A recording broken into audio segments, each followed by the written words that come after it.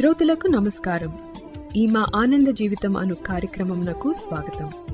ఈరోజు మనకు వాక్యం అందించువారు సహోదరుడు జోసెఫ్ నందిగాల. ఆనంద జీవితము ఫీబా శ్రోతలకు ప్రభువైన యేసుక్రీస్తు నామమున హృదయపూర్వక శుభములు తెలియచేస్తూ ఉన్నాము. మీరందరూ కూడా ప్రభు యొక్క మహాకృపను బట్టి క్షేమముగాను సంతోషంగాను ఉన్నారు అని మిమ్ములను బట్టి దేవుని స్తుతిస్తూ ఉన్నాము. మీ కొరకు ప్రార్థన చేస్తూ ఉన్నాము. గత వారములో కీర్తనల గ్రంథం యొక్క పరిచయాన్ని, మొదటి కీర్తనలోని భాగాన్ని మనము అర్థం చేసుకోవడానికి ప్రయత్నం చేశాం. నీతిమంతుని మార్గము ఏ విధంగా ఉంటుంది, దుష్టుని మార్గము ఏ విధంగా ఉంటుంది, నీతిమంతుడు ఏ విధంగా నీటి ఓరను నాటబడిన చెట్టులాగా ఉంటాడు, దుష్టుడు ఏ విధంగా గాలికి చెదరగొట్టు పొట్టులాగా ఉంటాడు, వాటి యొక్క భావం ఏమిటో మనము అర్థం చేసుకోవడానికి ప్రయత్నం చేశాం. ఈరోజు ధన్యకరమైన మరొక కీర్తనను మనం చూడటానికి ప్రయత్నించేద్దాము. కీర్తనలు 2వ కీర్తన బైబిల్ గ్రంథములో నుండి. కీర్తనలు 2వ గ్రంథము 12వ అధ్యాయంలో ఈ విధంగా రాయబడి ఉంది. ఆయన కోపము త్వరగా రగులుకొనును, కుమారుని ముద్దు పెట్టుకొనుడి, లేని ఎడల ఆయన కోపించును. అప్పుడు మీరు త్రోవ తప్పి నశించెదరు. ఆయనను ఆశ్రయించు వారందరూ ధన్యులు. ఆయనను ఆశ్రయించు వారందరూ ధన్యులు. చదవబడిన వాక్య భాగాన్ని దేవుడు దీవించి ఆస్వాదించునుగాక. వీళ్ళరా, ఈ 2వ కీర్తనలో దీనిని మెస్సయ కీర్తన అంటారు. కీర్తనలు పలు రకాలు అని నేను గత వారంలో జ్ఞాపం చేశాను. అందులో ఏ కీర్తనలో ఉన్నటువంటి వాక్య భాగాలైతే క్రొత్త నిబంధనలో కానీ వ్రాయబడితే, అది సువార్తలలో కానీ, అపోస్తుల కార్యముల్లో కానీ, పత్రికల్లో కానీ, ఈ కీర్తనలో ఉన్నటువంటి వచనాలు కొత్త నిబంధనలో కానీ వ్రాయబడితే వాటిని మెస్సయ కీర్తనలు, యేసుక్రీస్తు ప్రభువారి గురించి ముందుగా ప్రవచన రూపకంగా చెప్పబడినటువంటి కీర్తనలు అంటాము. వాటిని మెస్సయ కీర్తనలు. అందులో ఈ 2వ కీర్తన అపోస్తల కార్యములు 4వ అధ్యాయము 25వ వచనములో, 13వ అధ్యాయము 33వ వచనములో, హెబ్రీలకు రాసిన పత్రిక 1వ అధ్యాయము 5వ వచనములో, 5వ అధ్యాయము 5వ వచనములో, ఈ విధంగా ఈ 2వ కీర్తనలోని నీవు నా కుమారుడవు, నేడు నిన్ను కనియున్నాను అనేటువంటి మాట, అలానే అన్ని జనులు ఏ విధంగా అల్లరి చేస్తూ ఉన్నారు, ఏలికలు ఏ విధంగా కూడారు అనేటువంటి మాటలు కొత్త నిబంధనలో వ్రాయబడినవి కాబట్టి వీటిని మెస్సయ కీర్తన అని చెప్పొచ్చు. కాబట్టి ఈ కీర్తనలో యేసుక్రీస్తు ప్రభువారి గురించి ఏమి వ్రాయబడి ఉంది అని కానీ ఆలోచన చేస్తే, యేసుక్రీస్తు ప్రభువారి గురించి ఆయన అభిషక్తుడు అనే మాట ఉంది. అది మనకు అభిషక్తుడగవాడు అన్నాడు చూడండి 3వ వచనములో. యెహోవాకును ఆయన అభిషక్తునికిని, అభిషక్తుడు అంటే ప్రతిష్ఠింపబడినవాడు, ప్రత్యేకింపబడినవాడు అనేటువంటి మాట. యేసుక్రీస్తు ప్రభువారు, ఆయన క్రీస్తు అనే మాటకు అభిషక్తుడు అనే అర్థం. కాబట్టి ఇక్కడ అభిషక్తుడు అనే మాట ఉంది. ఇంకో మాట ఏముందంటే 6వ వచనములో, పరిశుద్ధ పర్వతమైన సియోను మీద నా రాజును ఆసీనుగా చేసి ఉన్నాను. రాజు అనే మాట ఉంది. అట్లా ఇంకో మాట ఏముందంటే కుమారుడు అనే మాట. ఇవన్నీ కూడా యేసుక్రీస్తు ప్రభువారికి ఆయన భూలోకమునకు రాకముందే కీర్తనాకారులు ప్రవచన రూపకంగా, వారికి సంపూర్ణంగా అర్థం కాకపోయినప్పటికీ కూడా ప్రవచన రూపకంగా ప్రభువును గురించి ఆయన అభిషక్తుడిగా, ఆయన రాజుగా, ఆయనను దేవుని కుమారునిగా ముందుగానే చెప్పబడిన మాటలు మనం చూస్తాము. ఈ కీర్తనలో యేసుక్రీస్తు ప్రభువారు ఆ విధంగా మనకు కనపడతాడు. అయితే ఇక్కడ 2 రకాల ప్రజలు మనకు కనపడతారు. ఒకటి ఆశ్రయించువారు అని 12వ వచనంలో ఉంది. ఆయనను ఆశ్రయించువారు అనేది ఒకటి. రెండవది మొదటి వచనములో అల్లరి రేపుచున్నారు, వ్యర్థమైన దాన్ని తలంచుచున్నారు, విరోధముగా నిలవబడుచున్నారు, విరోధముగా ఆలోచన చేయుచున్నారు. ఇది మరొక రకమైంది. 2 రకాల ప్రజలు మనకెప్పుడు కనబడుతూ ఉంటారు.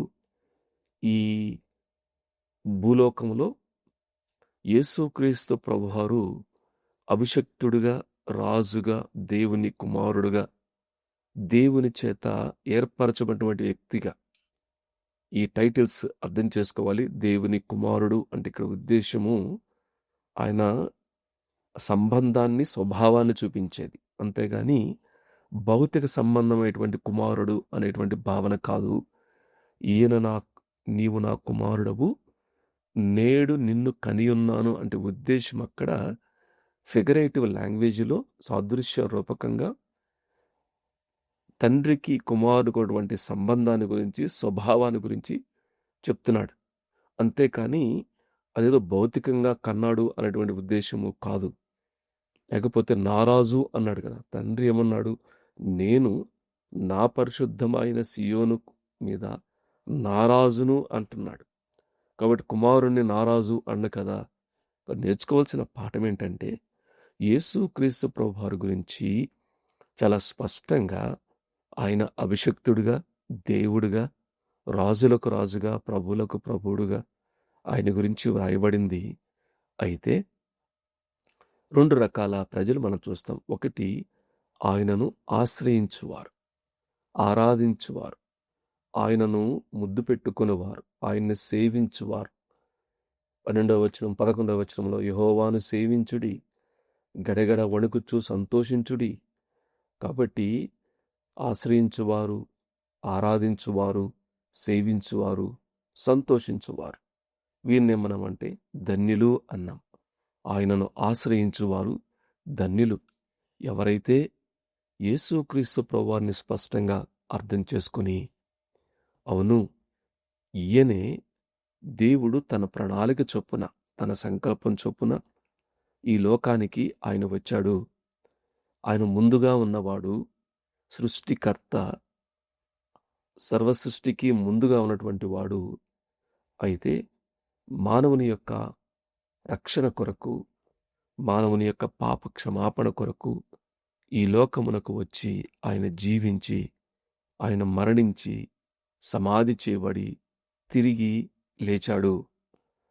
నిజమైనటువంటి దేవుడు, పాపమునకు పరిహారం చేసినవాడు, పాపము లేకుండా జీవించినటువంటి వాడు, దుష్టుణ్ణి శిక్షించకుండా రక్షించేటువంటి సంపూర్ణటువంటి ప్రణాళిక సిద్ధం చేసినటువంటి వాడు, మరణమును జయించి తిరిగి లేచినటువంటి పునరుద్ధానుడు, రాజులకు రాజుగా, ప్రభువులకు ప్రభువుగా మరలా రాబోతున్నటువంటి ఈ అభిషక్తునికి ఎవరైతే ఆయనను అర్థం చేసుకొని, నాకు నా సొంతంగా గుంటలో పడిపోయాను, చాలా లోతుగా వెళ్ళిపోతూ ఉన్నాను, నా సొంతంగా నేను బయటికి రాలేను, ఈయన మాత్రమే ఆ నాశనకరమైన గుంట, ఆ పాపపు ఊబి నుండి నన్ను బయటికి తీసుకురాగలడు అని ఆయన యందు విశ్వాసముంచి, ఆయనను ఆశ్రయించి, ఆయనను నమ్మి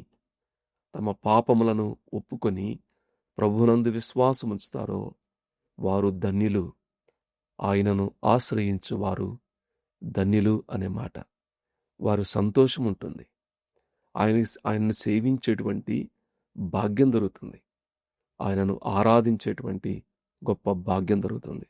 నా ప్రశ్న ఏమిటంటే, వాక్యము వింటున్నటువంటి నీవు యేసుక్రీస్తు ప్రభువారిని సరిగా అర్థం చేసుకుని ఆయన యందు విశ్వాసం ఉంచావా? ఆయనను నమ్మావా? ఒకవేళ గాని నమ్మకపోతే వారేం చేస్తున్నారట చూడండి. కొంతమంది నమ్మకపోగా వారు అల్లరి చేస్తూ ఉన్నారు. అంటే చాలా తక్కువగా మాట్లాడటం కానివ్వండి, మనకు సెటైరికల్గా అంటాం కదా, మీమ్స్ అంటాం కదా, లేకపోతే తప్పుగా మాట్లాడటం, ఎట్లా పడితే అట్లా మాట్లాడటం, అల్లరి రేపుచున్నారు, ప్రజలను వ్యతిరేకమైనటువంటి భావన రెచ్చగొట్టటము, వీటిని ఏమంటారు అంటే అల్లరి చేయటము అంటాము. వ్యర్థమైన దాన్ని తలంచటము అన్నాడు, విరోధముగా నిలవబడటము, ఏకీభవించి ఆలోచన చేయటం, ఇద్దరు ముగ్గురు కలిసి ఏ విధంగా మనం వ్యతిరేకంగా నిలబడాలి, దీన్ని ఏ విధంగా అల్లరి చేయాలి, ఏ విధంగా చెడ్డది చలంచాలి అని ఎవరైతే వారు అన్యజనులు ఉన్నారు, జనములు అన్నాడు, భూరాజులు అన్నాడు, ఏలికలు అన్నాడు. ఈ అల్లరి చేస్తూ అపహాస్యము చేస్తూ వ్యతిరేకంగా నిలబడేవారు, వ్యతిరేకంగా ఆలోచన చేసేవారు చాలామంది ఉన్నారు. జనములు అన్నాడు, అలానే భూరాజులు అన్నాడు, ఏలికలు అన్నాడు. ప్రభుత్వాలే వ్యతిరేకంగా ఆలోచన చేసేటువంటి పరిస్థితులు ఆయా చోట్ల మనకు కనబడుతూ ఉంటాయి. అయితే మానవుని యొక్క వ్యతిరేకత, మానవుని యొక్క తిరుగుబాటు, మానవుని యొక్క అల్లరి, మానవుని యొక్క విరోధం దేవుని యొక్క ప్రణాళికను నిర్వీర్యం చేయలేదు. అందరూ అపనమ్మకస్తులైనంత మాత్రాన ఆయన నమ్మకస్తుడు కాకపోడు. కొందరు అవిశ్వాసులైనంత మాత్రాన దేవుడు సత్యవంతుడు కాకపోడు. కాబట్టి మానవుని యొక్క ఈ జనముల యొక్క అల్లరి, భూరాజుల యొక్క వ్యతిరేకంగా నిలబడటము, ఇవన్నీ కూడా దేవుని ప్రణాళికను ఏది కూడా ఆపలేదు, అది సాధ్యము కాదు అనే విషయము ఇక్కడ చాలా స్పష్టంగా కనబడుతుంది. ఈ అల్లరి చేసే వాళ్ళని, ఈ వ్యతిరేకంగా ఆలోచన చేసే వాళ్ళని చూసి దేవుడు నవ్వుచున్నాడు అన్నాడు. ఆకాశమందు ఆసీనుడగువాడు నవ్వుచున్నాడు. ప్రభువు వారిని చూచి అపహాసించుచున్నాడు. వాస్తవము కళ్ళ ముందు కనపడుతూ ఉన్న దేవుడు లేని స్వేచ్ఛను, స్వాతంత్రాన్ని వారు కోరుకుంటున్నారు. నిజమైన దేవుడు పాపము, పరిశుద్ధత, పవిత్రత, అన్యాయము, అక్రమాన్ని ఖండించేటువంటి దేవుడు ఎదురుగా నిలబడినప్పుడు వారి స్వేచ్ఛకు,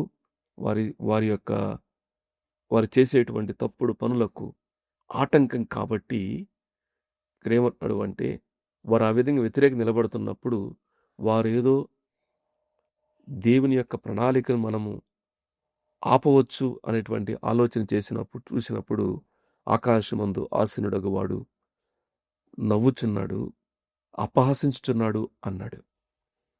ఆయన తన ప్రణాళిక చొప్పున ఇంత అల్లరి ఉన్నా, ఇంత ఆయనకు వ్యతిరేకం చేస్తున్నప్పటికీ కూడా దేవుడు తన ప్రణాళిక చొప్పున అభిషక్తునిగా, రాజుగా, ఆయన దేవుని కుమారుడుగా ఈ భూలోకానికి వచ్చాడు, మానవుల కొరకు జీవించాడు, మానవుని కొరకు మరణించాడు, మరణమును జయించి తిరిగి లేచాడు.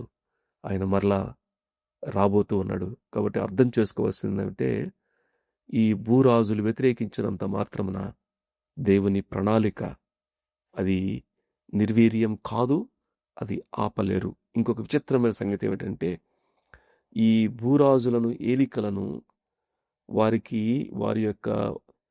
వారి దాన్ని దేవుడు నిర్వీర్యం చేయటానికి ఏం చేశాడు అంటే, దేవుడు రాజులకు రాజు, ప్రభులకు ప్రభుటువంటి యేసుక్రీస్తు వారి ద్వారా వారి తిరుగుబాటును, యేసుక్రీస్తు ఒక రాజు నియమించటం ద్వారా వారి తిరుగుబాటును దేవుడు అంతం చేయబోతూ ఉన్నాడు అనే విషయాన్ని మనము అర్థం చేసుకోవాలి. కాబట్టి ఇప్పుడు 2 రకాల ప్రజలు చూసాము. ఒకటి ఆశ్రయించువారు, 2 అల్లరి చేస్తూ వ్యతిరేకంగా తలస్తూ ఏకీభవించి ఆలోచన చేసేటువంటి వారు. అల్లరి చేసేవారు, వ్యతిరేకమైనటువంటి ఆలోచన చేసేవారు.